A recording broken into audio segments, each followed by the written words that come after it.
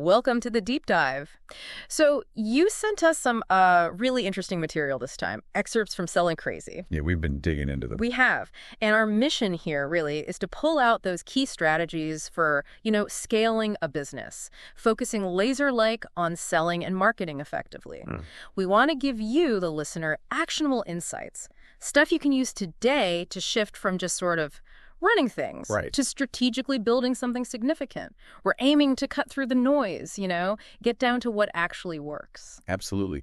And, what jumps out right away from these excerpts is this fundamental mindset shift.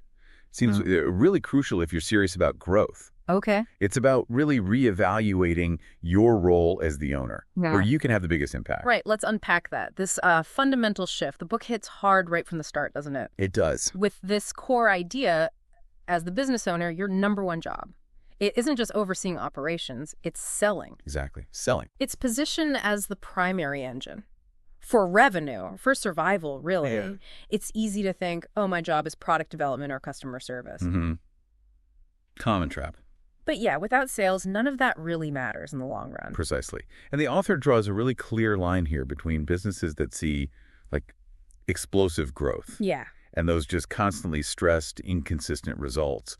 And the difference, he argues, it's building this marketing and sales machine. A machine, like a system. Yeah, a reliable system. Right. For consistently attracting new customers. Yeah. Without that, he says, growth is just left to chance.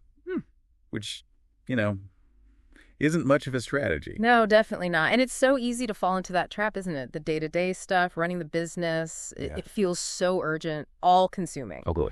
But what this material really hammers home is prioritizing those revenue-producing activities.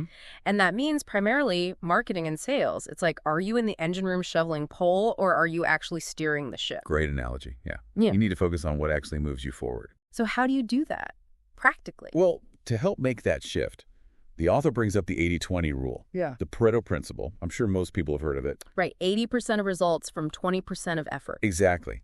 But then he takes it a step further, introduces this idea of the 4% rule. Okay, 4%. So refining it even more. Yeah, really dialing it in. Dedicate your time, your resources to those vital few activities like the top 20% of that top 20%. Wow. Okay. That generate the absolute lion's share of your revenue. And everything else. Get rid of it. Well, delegate it, automate it, outsource it. Think about your own business. Where do your biggest wins actually come from? It's probably a tiny fraction of what you do. And the book gives some really practical examples of that everything else, doesn't it? Things like onboarding new clients, setting up email sequences, even just admin tasks that eat up your day. All that stuff. It's about freeing up your mental energy, your bandwidth, to really focus on that crucial 4%, the stuff with the biggest impact on the bottom line. So it requires constant reevaluation. It really does. Now, moving on, there's this section on cultivating a billionaire mindset. Okay, intriguing. And a big piece of that is a strong emphasis on just hard work, foundational. The author shares a pretty personal story, actually, about his mother's incredible work ethic. Single parent, multiple jobs. Right, I remember reading that part. And what's striking is how directly he connects that level of dedication, that sheer effort, to achieving significant success. It's not just about being busy, it's about focused, consistent effort. Absolutely. It's a stark reminder, isn't it? There are rarely any real shortcuts. The book's pretty clear. Success isn't usually just handed to you. It's earned through effort. And this ties right into being a high-performance entrepreneur, as he calls it. Someone who actually puts in the necessary work consistently, not just when they feel motivated. Right. And building on that, this idea of inner drive, the excerpts introduce this, kind of confrontational concept. Yeah. The little bitch. Yeah, that phrasing definitely stands out. It does. But it represents that internal resistance, the self-doubt, the fear, the stuff that really sabotages your progress. The voice that says, don't bother, or it's too hard. Exactly. Yeah.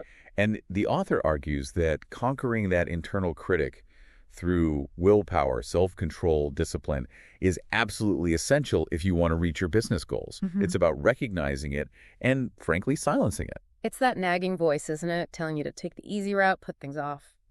Avoid stepping outside your comfort zone. And the book's pretty blunt. Identify it, fight it. You have to master your own mindset first. Before you master the business challenges.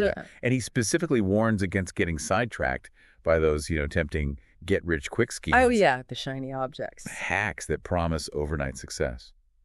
The real path, according to these insights, is focusing on mastering the fundamentals, the core principles of effective selling and marketing. Back to basics almost, but with intense focus. Exactly. No magic bullet, Yeah. just consistent application of sound strategies. Okay, so this brings us to something really interesting you mentioned earlier, paid advertising. Ah, yes.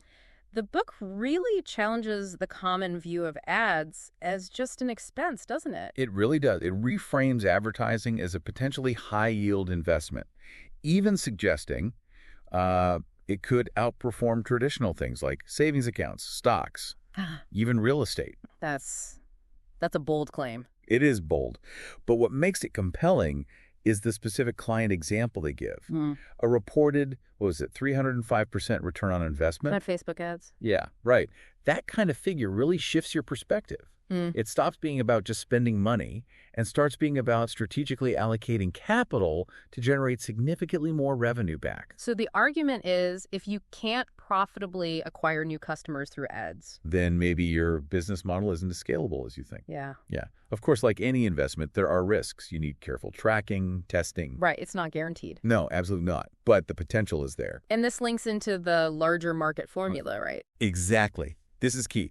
The book highlights that typically only a tiny slice of your potential market, maybe 3%, is actively looking to buy right now. Just 3%. Wow. Yeah. Seems small. But the real untapped potential, the argument goes, is in the other 97%. Okay. Who are they? Well, they break it down. About 37% are maybe problem-aware or gathering information. They know they have an issue or they're looking into solutions. Okay. Makes sense. But the vast majority, around 60%, aren't even aware they have a need that your product or service could solve. 60%. Yeah. So they don't even know they need you yet. Exactly. Think about that potential. If you only focus your efforts on that top 3% who are ready to buy now. You're missing almost everyone else. A huge segment, yeah. Yeah. The key insight here is that the real opportunity isn't educating that 97%, guiding them up what the book calls a pyramid, moving them towards becoming buyers. And that's where the sales funnel comes in. Precisely. Think of it as a journey you guide potential customers on. From that first point of contact, that first piece of education, all the way through to eventually making a purchase. It's about nurturing leads over time. Okay, but to educate this huge market effectively, you really need to know who you're talking to. Absolutely critical. And this leads into the HALO strategy. HALO strategy, right. Which is all about the critical process of deeply, truly understanding your dream buyer. And not just demographics, right? Like age and location. No, much deeper. It's their passions, their dreams, aspirations.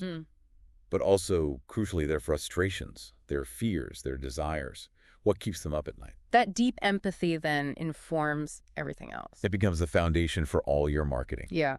And the book emphasizes identifying your power 4% of customers. The 4% again, so the best of the best. Kind of. It's like the 20% of your customers who generate 80% of your revenue. Okay. Narrowed down again. The 20% of that group, the ones who generate the most revenue, are easiest to work with, maybe refer others. Your absolute ideal clients. Exactly. And by really analyzing their characteristics, age, location, education, sure, but also what products they inquired about, how they found you, you uncover these incredibly valuable patterns. So how do you find all this out? It sounds like a lot of digging. It can be, but the book gives some very practical methods. Start by identifying, say, the 2 or 3 major keywords someone would use to find you. Okay.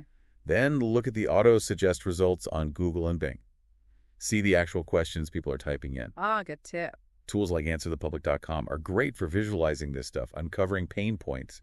The book also suggests diving into comments on relevant Facebook fan pages, owner posts, visitor posts. Look at the engagement. So eavesdropping, basically. Ethically, of course. Chuckles. Sort of, yeah. Exploring relevant threads on Reddit and Quora, too. These places are gold mines for understanding what your ideal customer is thinking and feeling. And focusing on the frustrations, the challenges they face. Yes, and the emotions behind them.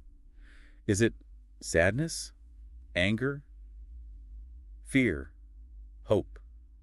You know, if you hear someone say, "Oh, I wish someone would just write this sales copy for me." That's a clear pain point you can solve. Exactly. And tapping into their fears is another powerful angle discussed. The book uses the insurance industry example. Right. Focusing on the fear of not providing for your family. It's about connecting emotionally, speaking their language, even understanding their sense of humor, building real rapport. It mentions mapping out a typical day for your dream buyer, too, like Mike. Yeah, that exercise, it helps you get a really personal feel for their routine, which then helps you figure out, okay, when is the best time to actually reach them? Makes sense. You don't want to hit them with a business offer when they're putting the kids to bed. Exactly. The overarching point is crystal clear. Deeply understanding your target market is absolutely fundamental. You can't skip this step. Okay, so you understand them deeply. Then what? How do you actually attract them? Right. This groundwork leads to the crucial step. Creating offers they simply can't resist. Kind of, yeah. The book introduces the high-value content offer, or HVCO. HVCO, okay. This is basically that initial exchange of value.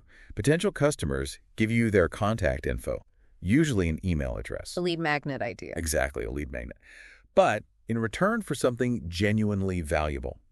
Information, a guide, a checklist, a tool, something that solves a specific problem for them. And the key is high value, right? Not just junk. Absolutely crucial. Yeah. It needs to really wow them. It can't be just a thinly veiled sales pitch. The goal is to make such a strong, positive first impression that they think, wow, if the free stuff is this good, the paid stuff must be amazing. Exactly.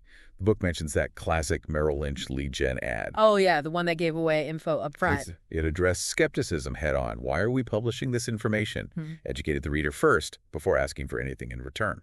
Classic example. It's a good reminder, isn't it? The goal of that first ad, that first contact, isn't necessarily to make an immediate sale. No, not usually. It's to create intrigue, to get the prospect to raise their hand, basically. Show interest. And the book compares sending traffic straight to a sales page versus sending them to a page offering an HVCO. The HVCO route might have lower immediate buyer intent. Sure, because they're getting free info first. But it can apparently lead to significantly more sales, like triple down the line, because you're nurturing those leads. Exactly. You build trust, demonstrate value first. So how do you make these HVCOs compelling, especially headlines? Headlines are critical. The book draws inspiration from, like, supermarket checkout magazines, those attention-grabbing covers. Druckle's right. Exposed. Secret. Yeah, that kind of thing. Words that create what the book calls irresistible intrigue. It even provides a specific formula, timeless formula, #1, I think. Okay, what is it? It's X ways to achieve desirable thing without doing undesirable thing. Ah, okay, like the example they gave. Yeah. 6 ways to get washboard abs without doing a single sit-up. It hits a desire, washboard abs, and removes a pain point, doing sit-ups. Catchy. And effective. Very. And the book mentions various formats, too. Your HVCO could be a report, a video, a checklist, cheat sheet, even a webinar. Lots of options. Yeah. And it ends that section with a really clear action point for the listener. Which is? Basically, brainstorm and create a solid HVCO. One that answers your ideal customer's biggest, most pressing, hair-on-fire question. Solve their immediate problem. Exactly. With a bold, attention-grabbing headline and a clear call to action. Give them something valuable for their email. Okay, wow. We've covered a lot of ground there. We have. So just to kind of wrap up the key takeaways from this deep dive into sell like crazy. Yeah, let's summarize. First, that crucial mindset shift. From operator to strategic builder, focusing primarily on selling. Right. Your #1 job. Then the power of sheer work ethic and conquering that internal resistance, that little bitch. Mindset again. Then using paid advertising strategically, not as an expense, but an investment to tap into that huge 97% of the larger market. Educating them.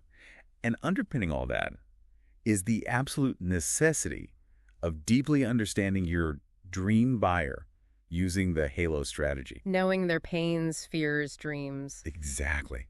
And finally, the power of creating those irresistible high-value content offers, the HVCOs, as your initial hook. That first value exchange. Precisely. You know, these principles, they sound straightforward when you lay them out like this. They do. But they are so often overlooked, aren't they, in the day-to-day chaos of just running a business? Absolutely. But as the material emphasizes, they seem truly foundational for building that sustainable, significant growth. Not just surviving, but thriving. So a final thought for our listeners? Yeah, maybe think about this. Identify just one area we've talked about today. Maybe it's really drilling down on your power 4% customers. Or maybe just brainstorming a compelling headline for an HVCO. Right. Pick one thing and commit to taking one concrete step on it, like right away. Maybe revisit the excerpts you sent us with these ideas fresh in your mind. Good call. And maybe, just maybe, Start thinking about what your own truly irresistible Godfather offer might look like down the line. Ooh, intriguing. But yes, that, as they say, is definitely a deep dive for another time. Indeed it is. Thanks for tuning in.